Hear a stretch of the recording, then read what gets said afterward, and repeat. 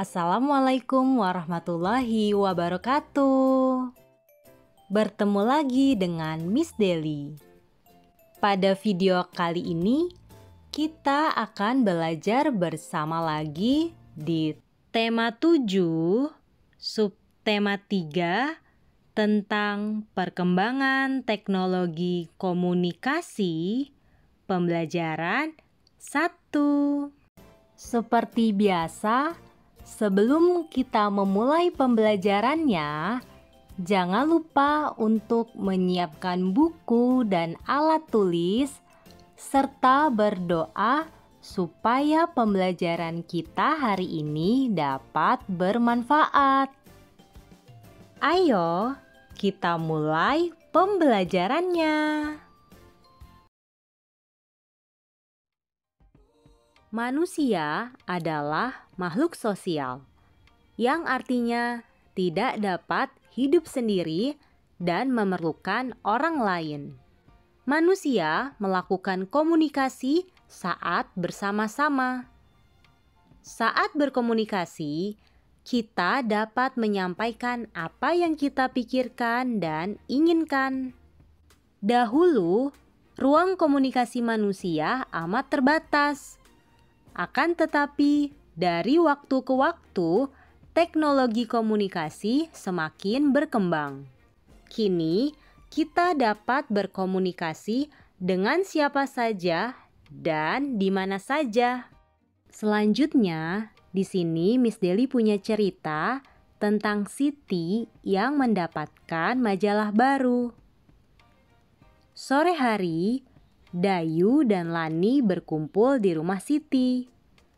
Saat bermain di teras rumah, Pak Pos datang mengantarkan majalah dan surat untuk Siti. Seminggu yang lalu, Siti memesan majalah anak di sebuah toko dengan bantuan kakak.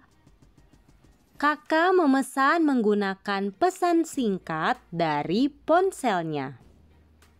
Saat ini, kita bisa membeli barang tanpa perlu berkunjung ke toko yang menjualnya. Siti mengajak Dayu dan Lani untuk membaca salah satu wacana tentang sejarah komunikasi yang ada di majalah. Ini teks bacaannya ya. Mari kita baca bersama.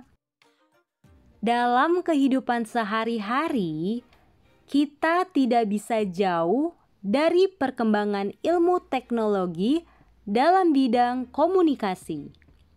Misalnya, pada zaman dahulu kita memiliki keterbatasan untuk berkomunikasi, sehingga untuk menghubungi keluarga yang jaraknya jauh, kita menggunakan media surat. Akan tetapi, untuk saat ini, kita dapat menggunakan media handphone untuk sarana komunikasi jarak jauh. Pesan yang disampaikan melalui handphone lebih cepat diterima oleh orang lain. Hal tersebut menunjukkan bahwa perkembangan media komunikasi semakin maju. Nah, anak-anak, dari teks ini kita akan menentukan kalimat penyelesaian masalahnya.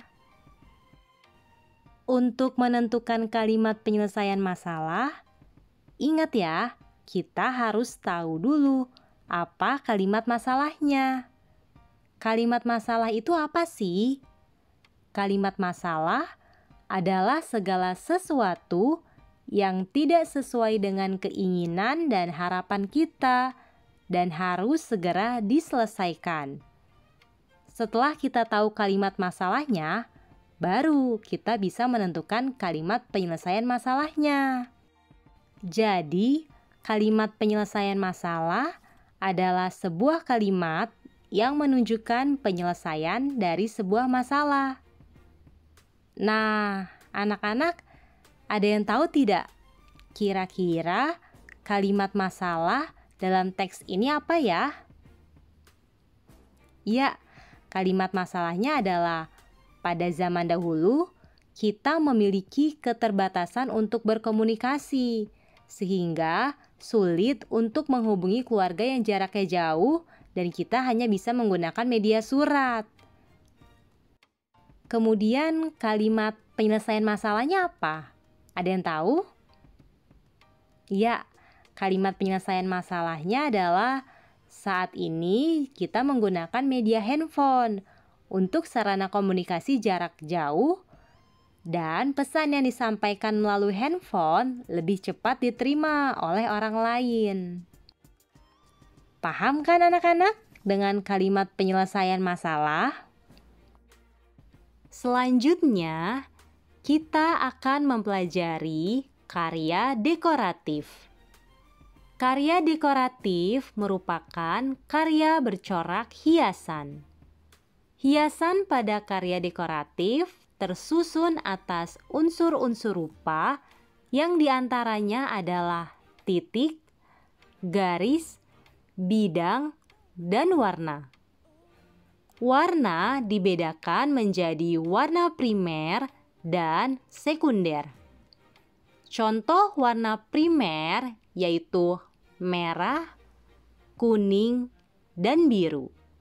Sedangkan contoh warna sekunder adalah orange, hijau, dan ungu. Karya dekoratif dapat dibuat untuk menghias sebuah benda. Benda-benda dihias dengan karya dekoratif, contohnya ada poster, kartu pos, surat, dan kartu ucapan. Nah, seperti gambar di sini anak-anak.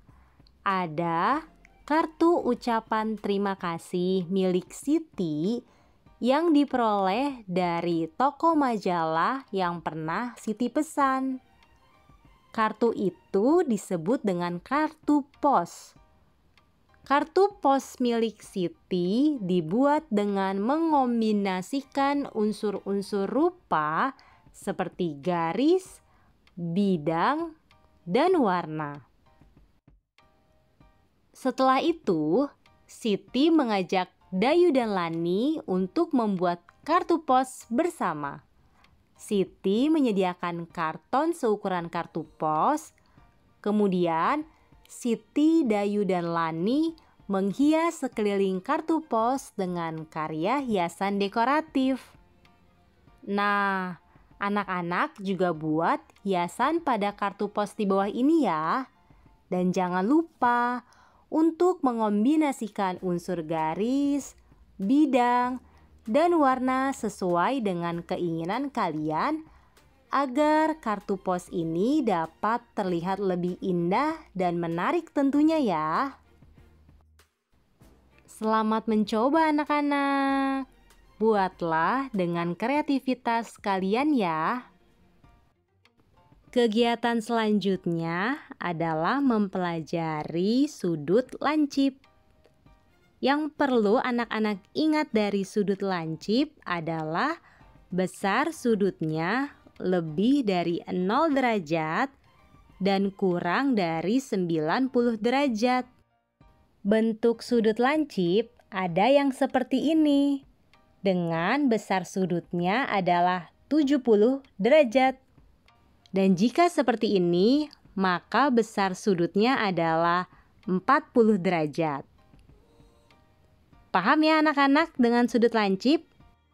Selanjutnya, benda di rumah yang memiliki sudut lancip, yaitu ada setrika yang di bagian ujungnya membentuk sudut lancip. Terus, jika kalian meraut pensil hingga runcing, maka ujung pensil ini membentuk sudut lancip. Kemudian ada pada topi ulang tahun yang di bagian ujungnya membentuk sudut lancip. Selanjutnya di bagian ujung pisau yang juga membentuk sudut lancip. Setelah ini, anak-anak amati benda-benda yang ada di rumah kalian ya. Dan kalian identifikasi jenis sudutnya. Sekian pembelajaran hari ini. Tetap semangat anak-anak. Kurang lebihnya, Miss Deli mohon maaf ya. Wassalamualaikum warahmatullahi wabarakatuh. Sampai jumpa. Sampai bertemu di video pembelajaran berikutnya.